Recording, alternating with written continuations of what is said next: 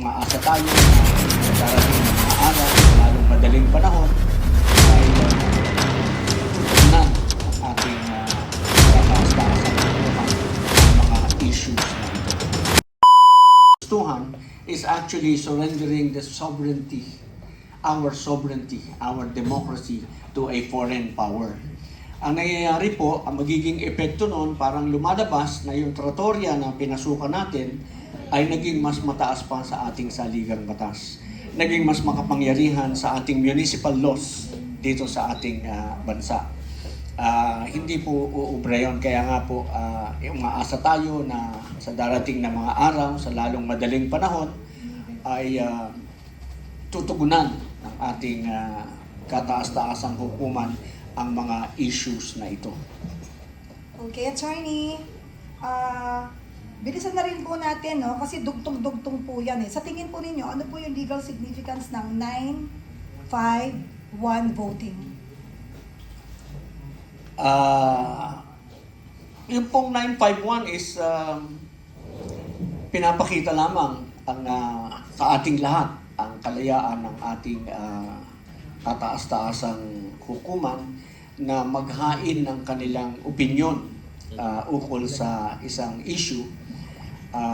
Dito po ay medyo nahati sila dahil nga po dun sa requirements na naging iba-iba ang pananaw. Ano po? Naging iba po yung pananaw nung 9 kasi gusto nung 9 tapusin muna yung main issue. Kasi ang iniisip nila, pagka sila ay nag-decide in favor, baka isipin ng marami, sila ay merong pinapanigan. Baka masabihan na sila ay makaganito o makaganon. No? So, ang sinasabi lang nila para maiwasan lamang yung, sa akin pong basa, hindi po ito nakasulat, maipakita lamang yung independence ng ating kataas-taasang hukuman. Sinasabi nila na wag muna ito. At ang kanilang naging pananaw ay walang clear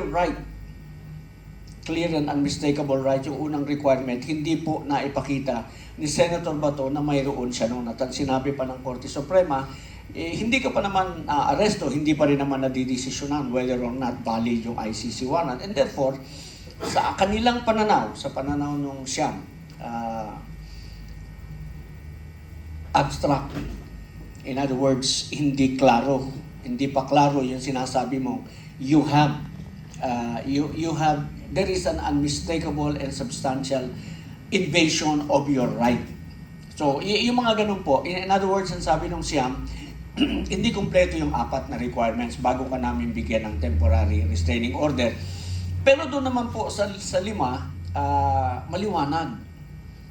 Lalo na po yung kay Justice Amy, na pinapaliwanag niya na ano pa bang kaliwanagan ang gusto mong makita. Nangyari na yan noon eh. Inaresto, sinakay sa aeroplano, nilipad without due process of law. Hindi dumaan sa local na hukuman. And therefore, hindi abstract. Para sa kanya, hindi abstract yung siya ay huhulihin at pagkatapos ay biglang ililipad. May nakaparada ng aeroplano sa airport, nag-aabang nung baka sakaling bang ganon. So, to her and the other justices, kanilang pananaw, meron siyang karapatan dahil due process nga. Meron siyang due process sa ating saligang batas, kailangan madinig muna ng ating local courts bago natin siya isuko sa foreign jurisdiction. At ang basihan nila is judging from experience. Sabi naman kasi nung 9, nakalabas nga umalis nga in the protective custody nga siya ng Senate, no? So they're saying na hindi complied yung 4 na requirements. So yung kasing pag-decide ng ating mga hukuman, they go by the requirements, they go by the elements of the crime. And kailangan po yun nandun lahat before you're able to, para mabigyan ka or before you're adjudged guilty, kailangan kumpleto yung elements, kailangan kumpleto yung requirements. Para po dun sa Siam, hindi kumpleto dahil kailangan pa naming desisyonan yung main case so that pwede mong sabihin, you have a clear and unmistakable right because of our decision in the main case. Yun po. Actually, magandang maganda po yung desisyon ng Korte Suprema sa academe, ano po, magandang pag-usapan. In reality naman po, yung 5 ang mas nakaangkla sa realidad ng panahon dahil sabi nga po ni Justice Lazaro, paano pa kung nilipad na yan, maibabalik mo ba dito yan? So there is clearly going to be a violation. There is a real threat. And when that happens, talagang irreparable din, hindi naman yan ibabalik sa atin. Ayaw nga ibalik eh. Diba? So but hopefully, when the Supreme Court decides, ito yung ngayon ang question ko. Halimbawa, nag-decide ng Supreme Court, assuming that the Supreme Court decides in favor of Senator Bato, gagalangin ba ng ICC ang desisyon ng ating Korte Suprema para ibalik sa atin yung ating dating Pangulo na nandun sa kanilang jurisdiction ngayon? Or will they insist on their jurisdiction? So, very dangerous precedent po itong nangyayari na ito. At yung mga nagsasalita na pumapabor sa ICC warrant, validity, maghunos dili po kayo dahil ito po ay hindi usaping pang ngayon lamang, pang buong mundo po ito eh. Ano ang perception ng buong mundo sa mga Pilipino? Kayo ba ay isang...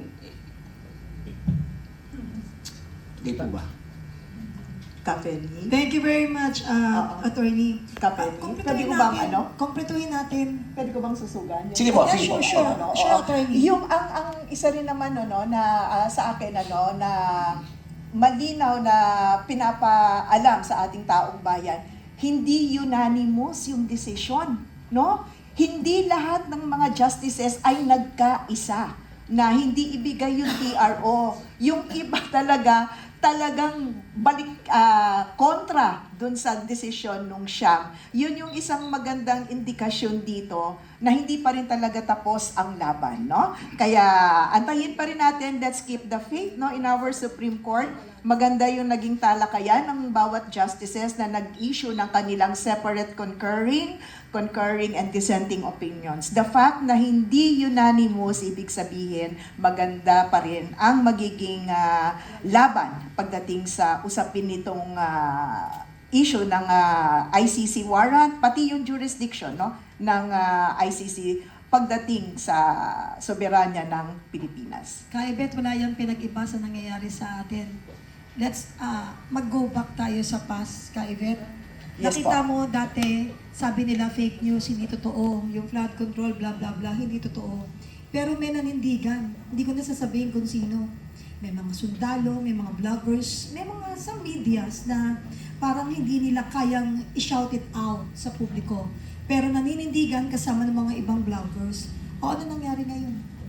Di ba totoo? Ngayon, hindi porke may mga title yung mga yan, hindi sinasabi dito na sila po yung mga lehitimong nagbibigay sa atin ng mga kasagutang tama at legit. Babalansihin natin yan. Patuloy na may maninindigan, patuloy na lalabas ang katotohanan, kaya wag na wag po tayong susuko sa ating bansang Pilipinas.